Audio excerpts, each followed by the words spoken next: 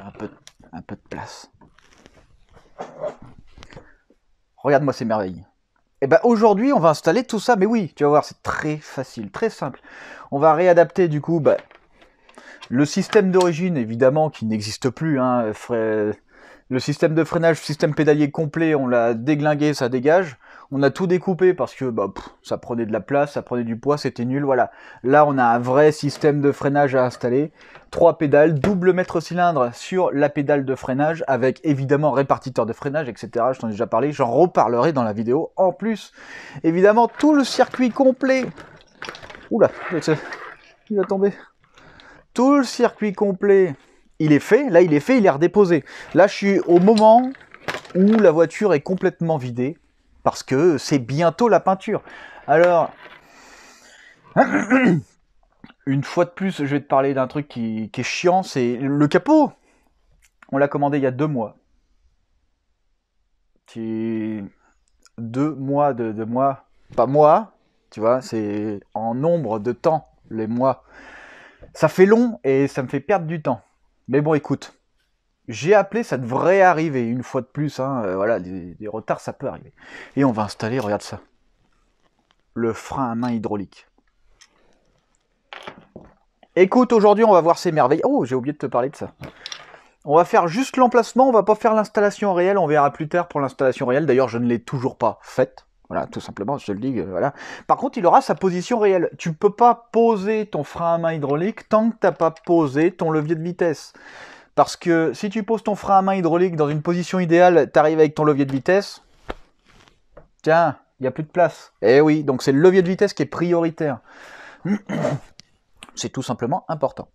Écoute, ça avance bien. Ça avance bien. J'espère que je ne serai pas retardé. Normalement, non. Donc, on est pas mal si je reçois le capot cette semaine, comme ce qui est prévu. Allô, oui, oui. Voilà, il m'a dit, bah écoute, bientôt. Et la semaine oui, la semaine prochaine. Voilà. Et bah si c'est vrai, écoute, la semaine d'après, tout l'avant est construit. À partir du moment où tout l'avant est construit, j'ai commandé la peinture. Aujourd'hui. Hier, parce que toi, t'es demain. Aujourd'hui, j'ai commandé la peinture. Du coup, dès que je reçois l'avant, dès que je reçois le capot, création de l'avant complet fibre. Donc mise en place parce que forcément on détruit tout l'avant de A à Z réellement hein, de la voiture d'origine. Tout est découpé, tout est enlevé. Hein. Il n'y a plus que des tubes qui vont maintenir la carrosserie. Du coup, pour la mettre en place, évidemment, il me faut tous les éléments de carrosserie. C'est pour ça que sans le capot, je peux rien faire. Le capot, voilà, c'est le plus important. C'est le plus important.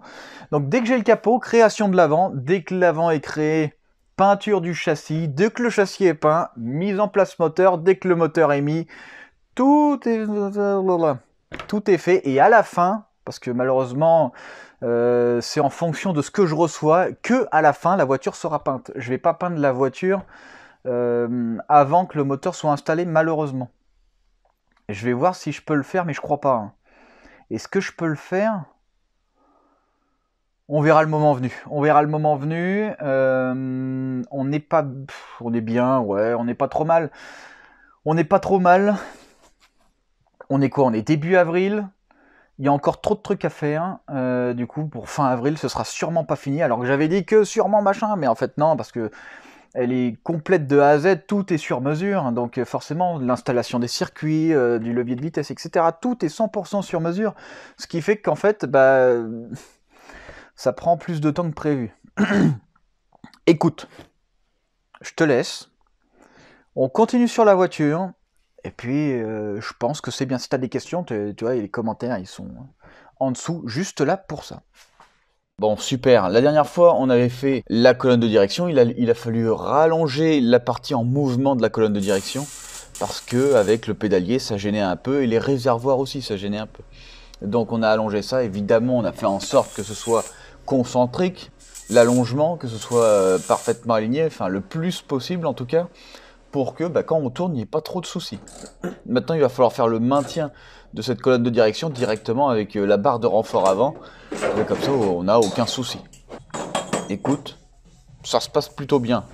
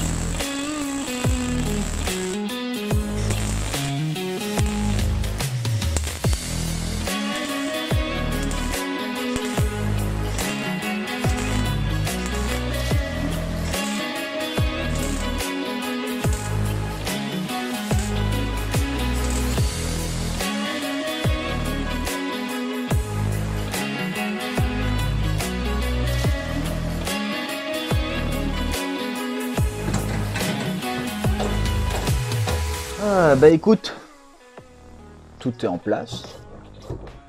Super, levier de vitesse, trop cool. Les pédales. Donc évidemment, j'ai enlevé les réservoirs parce qu'il va falloir faire le système de freinage. Mais oui, parce que les réservoirs, bah, ils vont me gêner. Alors, je vais t'expliquer un peu en détail, parce que, bon, je pense que tu vas le comprendre, je vais l'expliquer vraiment oralement, en montrant chaque point réel sur le véhicule directement. Mais là au moins, tu vois, si jamais, plutôt que de re-regarder le moment où je t'explique tout, là, tu auras le schéma, tu n'auras plus qu'à mettre pause et puis faire imprimer écran. Ou... Bref, alors, comment ça se passe? Ici, on a notre pédale de frein.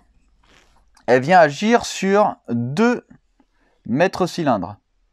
Tu vois? Et on a un câble avec une molette. Cette molette, on va pouvoir venir régler. Tu vois, on va pouvoir régler la répartition de freinage. De base, le pré-réglage, il favorise l'effort sur ce mètre cylindre là. Et là où on favorise l'effort, c'est sur l'avant. Donc ici, il faut absolument brancher l'avant. Donc l'avant, c'est très simple. On l'emmène, on le sépare en 2. Hop, étrier avant. Tac, tout simplement. Ici, on a le réservoir. Tu vois, les réservoirs sont là, là. Donc forcément, le liquide, on va pas le faire partir par là. Le liquide part par là.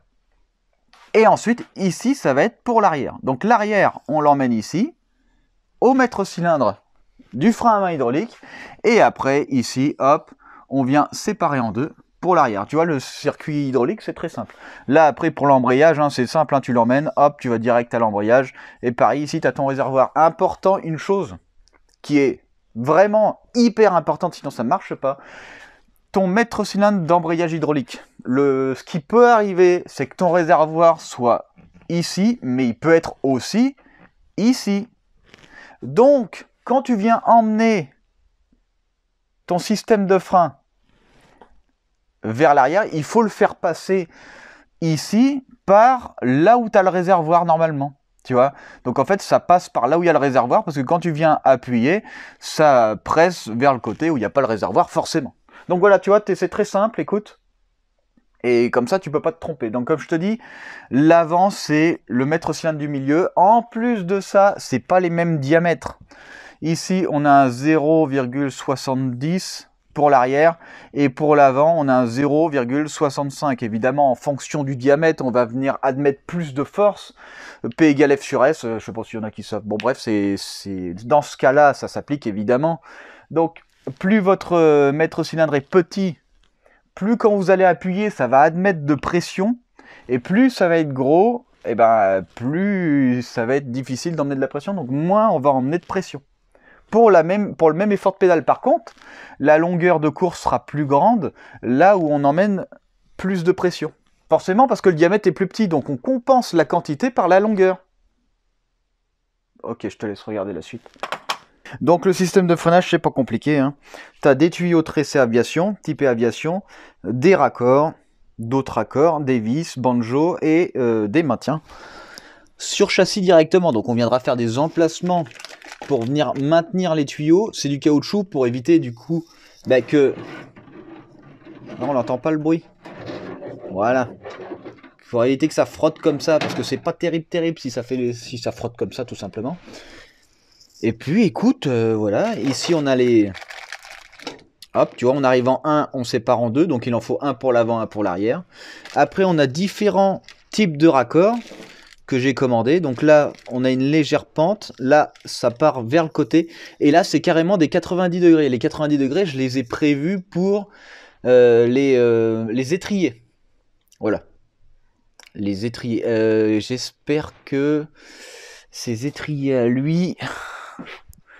Parce que oui, en fonction des étriers... Où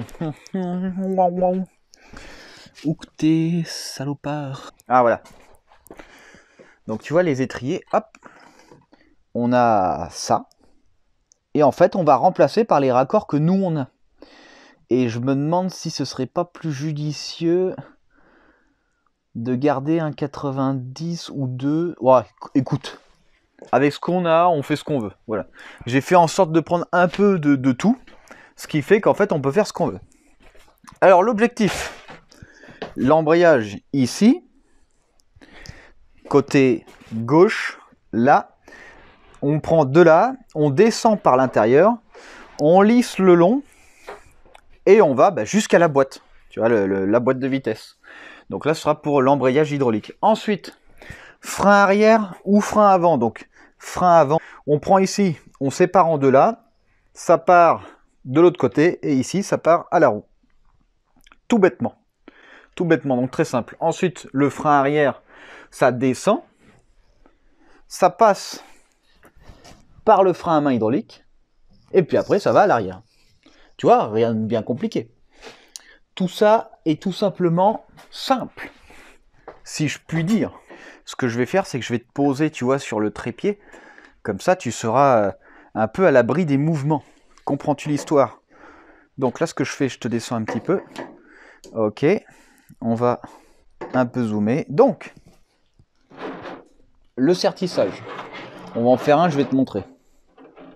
Donc là, on a du scotch. En fait, le scotch, il va être utile quand tu vas vouloir couper. Parce que ça se coupe à la disqueuse. Sinon, ça s'effiloche. Parce qu'en fait, tu vois, c'est un tressage. Mais le tressage, si tu le coupes avec un... Tu vois, avec une sorte de cisaille ou ce que tu veux, bah non, ça marche pas. Il faut vraiment le couper à la disqueuse pour que ce soit très droit. Putain, il faut pas utiliser un scotch trop chiant à enlever aussi. Mais oui.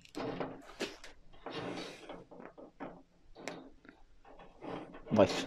Donc, ce qu'on va faire, on va prendre un descendant comme ça, que je voulais garder pour les étriers, mais en fait, je vais quand même en prendre deux parce que j'aimerais bien que ça puisse descendre facilement des étriers jusqu'à la voiture. Donc là, comment ça se présente? Ici, on a la partie vissable, hop, qu'on vient insérer en priorité, forcément. Il faut éviter les filochages, et ça, c'est très chiant.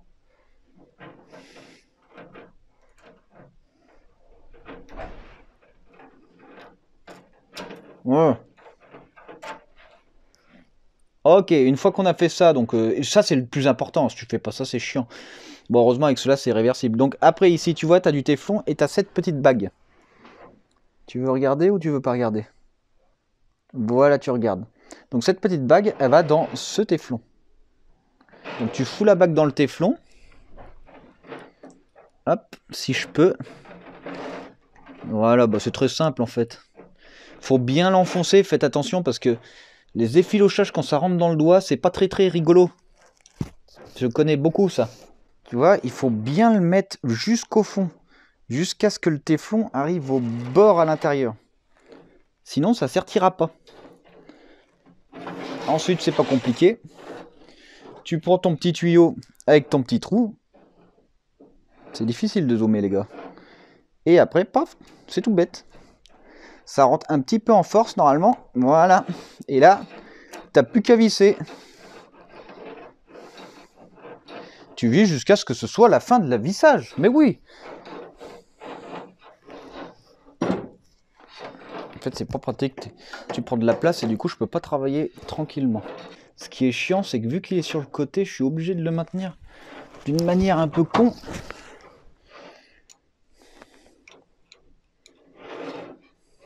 Maintenant que c'est fait, tu vois, c'est bien serré, ça va au bout. Là, tu peux y aller, mon gars. Ça s'enlèvera pas. C'est fait exprès. Hein. Ce qu'on va faire, c'est qu'on va le mettre. Alors, je vais prendre la vis. La vis banjo sans ses joints, parce que forcément, on va tout devoir redéposer pour pouvoir aller installer tout ça. Alors, attends, je te reprends. Et il va falloir que ça passe par là. Donc, par ici. Top. Je vais quand même vérifier avant que j'ai les bonnes vis. Normalement, c'est pas possible que je me sois trompé. Parce que sinon, c'est trop casse-burette. Non, c'est bon, c'est exactement ça. Donc maintenant, je vais aller prendre mon tuyau. Vu que je veux qu'il soit à l'intérieur de la voiture.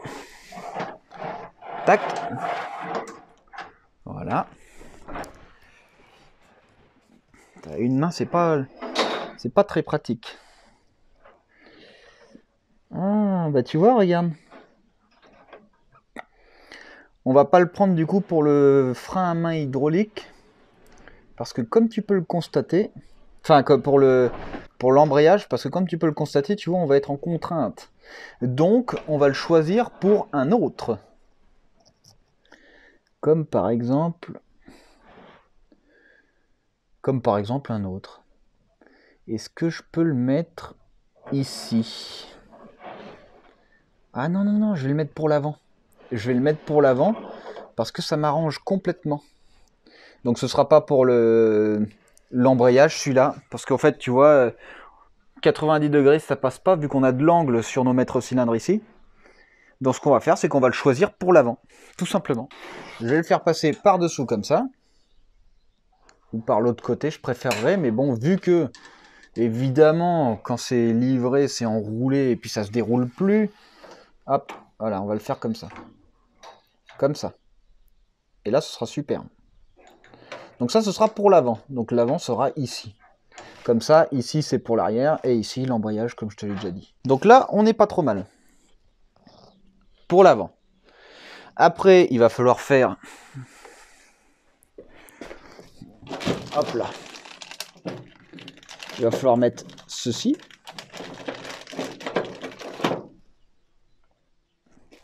Pour l'avant. Donc je pense que je vais pas le mettre très très bas. Je pense que je vais le mettre par ici. Je vais le fixer directement à la carrosserie. Après, je ferai partir le tuyau par là et l'autre par l'autre côté. Ce qui fait que bah, ce sera très facile d'accès. Parce qu'au final, les étriers sont côté intérieur, pas côté extérieur. Ce qui fait qu'on va longer, plutôt que d'emmener jusqu'à l'avant, on va longer carrément la carrosserie, quoi. Écoute, je te laisse sur ces belles paroles. Parce que de le faire, tout ça, avec toi dans les mains, bah j'y arrive pas.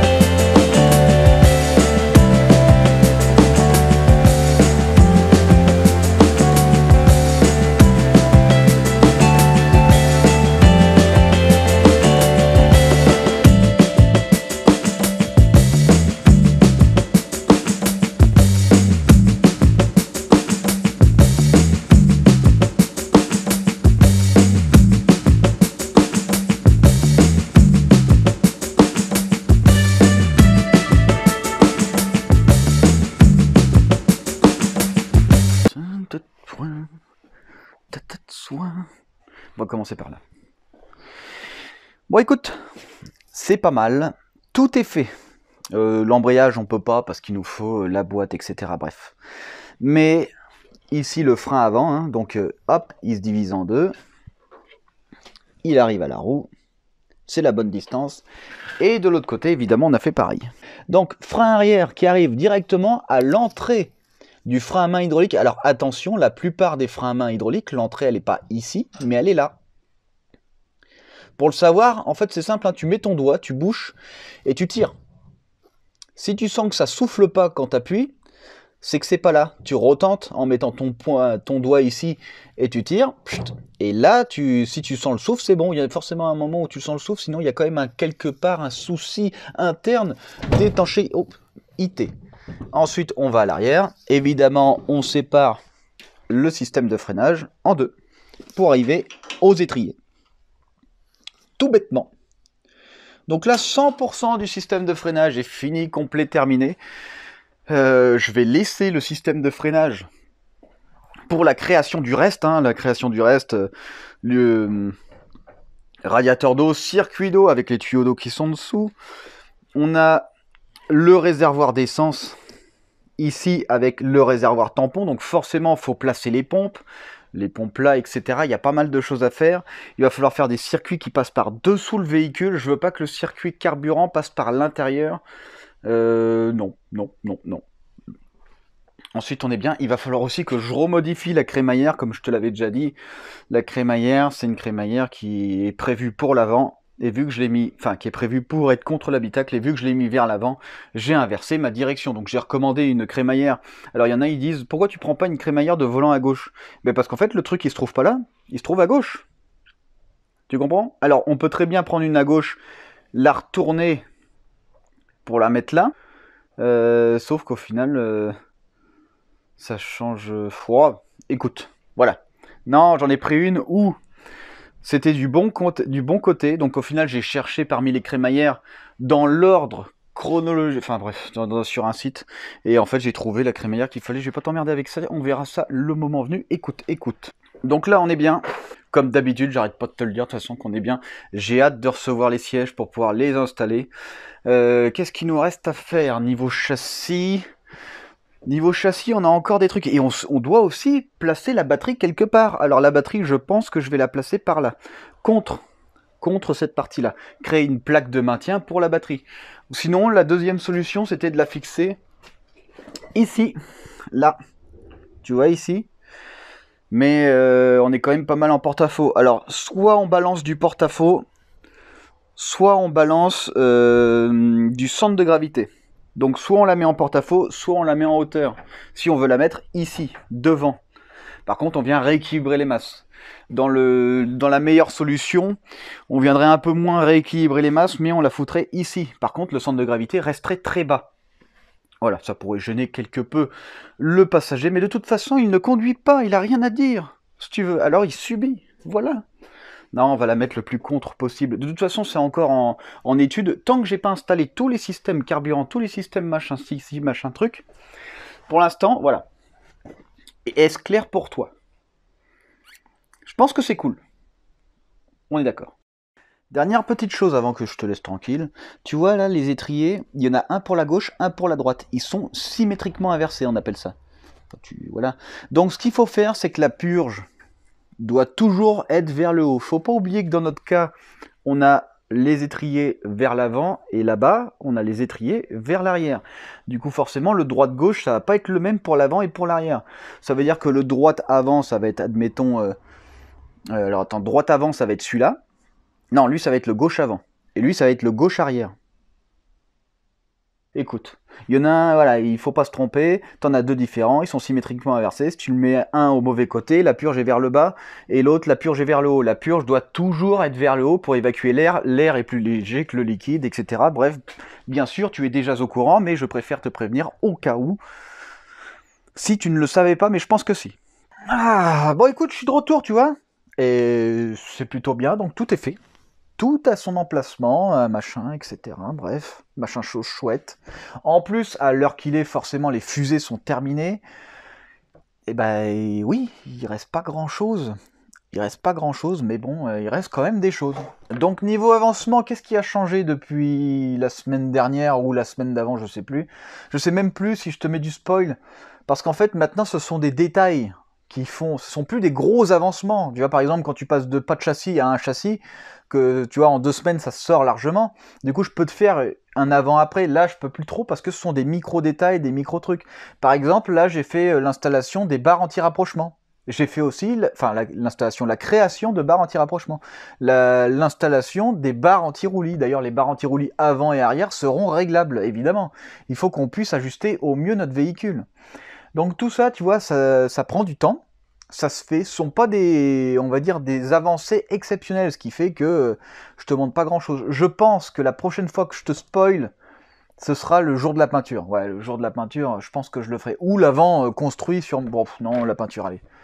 Je pense, quand le châssis sera peint, je pense que ça va être pas mal. Alors pour la peinture du véhicule, je ferai une peinture sur mesure. Donc ça veut dire que ma peinture, je vais commander une couleur, mais cette couleur-là ne sera pas celle qui sera appliquée. Je vais retravailler la peinture pour qu'elle corresponde à ce que j'ai envie, à ce qui me plaît. Et je crois savoir ce que je veux faire comme peinture.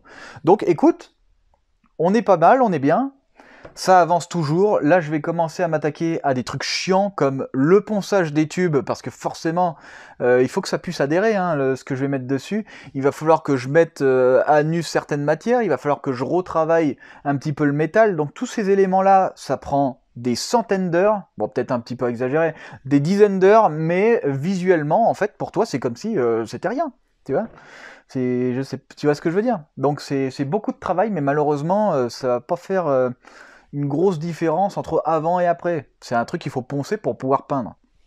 Voilà, la peinture, pareil, ça prendra un certain temps.